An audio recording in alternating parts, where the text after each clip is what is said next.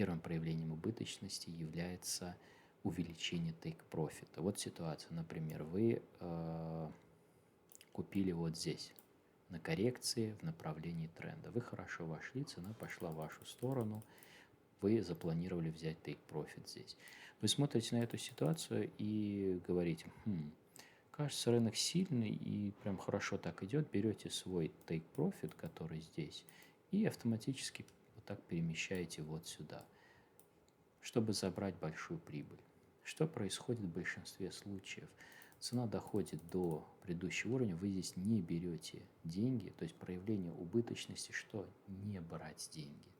Не брать деньги, потому что убыточность – это определенное состояние, которое включает вот эти поведенческие паттерны.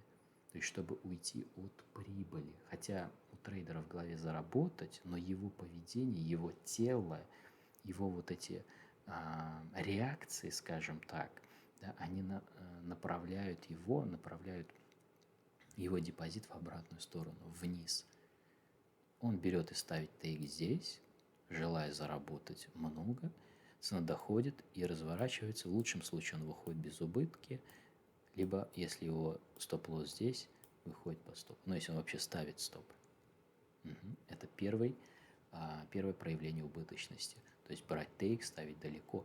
И по-другому скажу, это не логичный тейк, потому что мы всегда тейк-профит берем до препятствия. Препятствие – это уровень. То есть если у нас покупка здесь, а препятствие здесь, то тейк обязательно нужно брать здесь. И когда вы берете тейк, у вас появляется внутренняя уверенность. А когда вы удаляете тейк, то цена реже намного доходит. Соответственно, реже вы видите, как достигается ваш тейк. Второе проявление убыточности – это когда, скажем, вы купили в такой же ситуации, на коррекции. Вот здесь, зашли, все красиво. Цена пошла в вашу сторону чуть-чуть. Ваш стоп здесь, например. Или ближе, неважно. Вы взяли, когда цена чуть-чуть пошла против, чуть-чуть пошла вниз, от страха передвинули стоп в безубыток. Все, что мы делаем в трейдинге, от боли к удовольствию. Желание заработать много, желание не потерять на случай разворота. Но где логика? Где логично должен располагаться ваш стоп? За этой зоной. Ведь рынок может протестить и спокойно уйти наверх, достигнув вашего тейка. Сколько ситуаций в вашей торговле было, да и в моей, когда мы быстро, поскорее переводили без убыток от страха, что получим лосс, возможно. Да, потому что это же без убыток, то есть это без убытка. Если мы переводим в БУ, это без убытка позиция. Потому что если мы не теряем деньги, для нас это хорошо, это удовольствие. Да?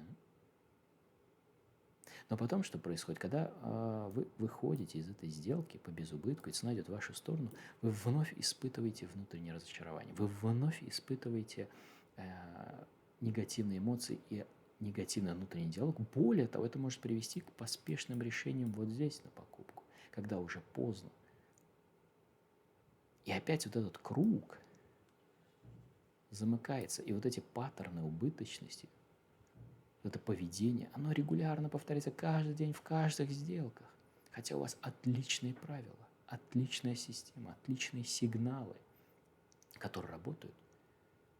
Но привычка терять деньги или ощущение вот этой убыточности, да, потому что, знаете, как, когда начинает получаться, у тебя потихоньку вырабатывается чувство компетентности. Но когда долгое время не получается, наоборот, появляются другие паттерны, другой фон совершенно у трейдера. Он по-другому смотрит на график. Даже получив или разработав хорошую систему, он находит способ обойти ее, либо сделать так, чтобы она не работала. И вот эти два самых ярких проявления убыточности трейдера. И если вы на них обратите внимание и начнете действовать иначе, Например, брать тейк-профиты до препятствий, не передвигать быстро стоп без убыток, давая рынку чуть больше пространства, потому что у вас уже есть фиксированность, то вы не потеряете больше. Дайте своей системе, своей стратегии, если она у вас есть, заработать. Если нет, то подключайтесь ко мне. Выбирайте тренд-сканер, смарт-сканер, ссылка под этим видео. И фокусируйтесь на одном-двух сигналах, одной-двух сделках в течение сессии. И вам гораздо проще, легче будет вот эти процессы свои, которые на автомате, уже вот эти убыточные процессы, повернуть в другую сторону. В прибыль. Не надо с ними бороться с эмоциями. Нужен фокус. Нужен правильный фокус на правильных вещах, на логически, скажем так, построенных вещах. Логика принятия решения здесь. Сигнал здесь. И дальше все, что нужно, дать этому событию произойти. То есть произойти тейку, произойти стопу. Это нормально. Но торговля убыточного трейдера, она построена на вот этих состояниях. Уйти от боли, прийти к удовольствию. Удовольствие, прибыль, боль, возможный убыток. Поэтому он так действует. На вот этих импульсах, привычных уже, которые опять его ведут к сливу, опять ведут к саботажу стратегии системы. Вот то, что мы сегодня прорабатывали, вообще на этой неделе мы очень много прорабатывали вот этих триггерных психологических точек. Их много у трейдера.